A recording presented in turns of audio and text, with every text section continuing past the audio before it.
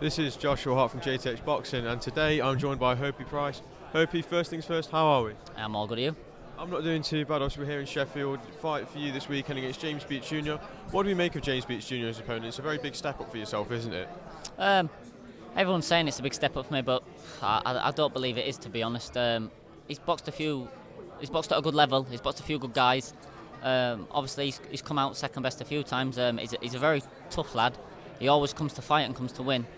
But I think that's going to work in my favour. You know, he's going to be there right in front of me where I can hit him and where I can tee off. And I've got a bit of a grip between my teeth for this fight, so I want to do it in style, you know, and then hopefully get a shot at the British title next. Obviously, isn't this a new weight division for you as well? What was the choice in moving up in weight? Well, I could still make super bantamweight, to be honest with you, but just speaking with Dave and my nutritionist and all my team at Boxing Science, I think that extra £4, you know, that extra bit of food, that extra energy, when we're looking at the numbers and things, my performance has always been better up at featherweight, so I have had one or two fights up it and I've just felt better in it. I feel better when I'm sparring around that weight, so that was the reason for moving up weight. I got ranked 12th in the world by the WBA in super bantamweight when I won that title, and just looking at it thinking, if I get to 2 years time and I'm going to fight for a world title, would I still be able to make super bantamweight? Probably not in a year or two time, so it's just move up now and grow into a big featherweight. Like you said, I'm not small for the weight anyway, so that was the reason. So is it more just one of those ones to be safe for the future? Yeah, I just feel better at it. Do you know what I mean? It's not like I couldn't make that. I think sometimes it's just about performing what you're best at rather than what you actually can make. I think obviously it's a big thing where people's like, oh, if you can make the lowest weight, make sure you make it, you're bigger. But for me, it's whatever I feel comfortable and feel like I can perform best at, and obviously that's featherweight. And obviously now looking back at the fight, how's the training camp gone for this one? Obviously it's your second fight of the year, first fight back in March. Is this activity good? Yeah, I had a week off, straight back in the gym. We've just been over to America.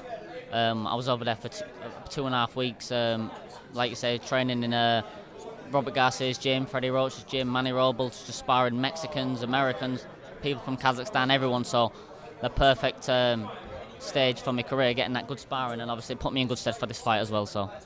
Would you say the trip in the USA was one of the best learning experiences you've had as a professional so far? Yeah, I've been over there early on in my career, just before I turned professional, and obviously going back now and just seeing how much better I am as a fighter, and obviously going around the same gyms and seeing how I was then before I even had a professional fight to how I am now. And so it was like, when I went there at first, I was the one getting in sparring 6 rounds, and now I was in there sparring 10 and 12 rounds with 2 or 3 different opponents. So for me, it was a good experience.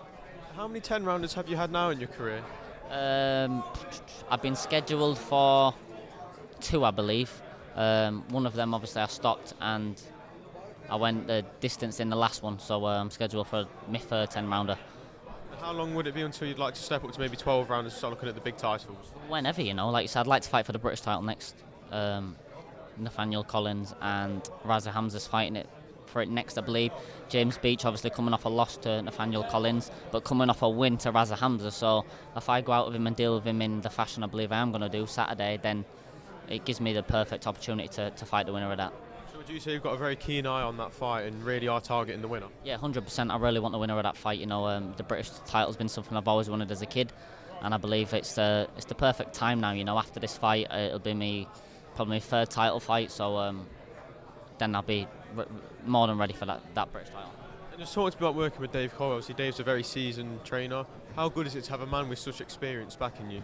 Oh, unbelievable. You know, his knowledge is second to none, and I'm one of these. I really soak everything up. I really listen. I've really got full trust in him as a coach, and you know, I'm always learning. I never can stop learning. Like you say, I'm 2.5, 3 years into my professional career already, and some days you go in the gym and you feel like a novice again. You're learning that much new stuff, so it's always good to be learning, and making me into a complete elite level fighter.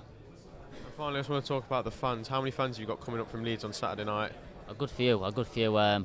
Like you say, it's not too far up the road. We're only in Sheffield. I've got a lot of family. I'm lucky enough to have a lot of support that comes from all over, not just Leeds, but I would like to go back home and fight back in Leeds and be the headline. So suppose that's going to be a step in the near future if I can pick up these belts. Hopey, thank you for talking to me today and best of luck on Saturday. Thank you very much.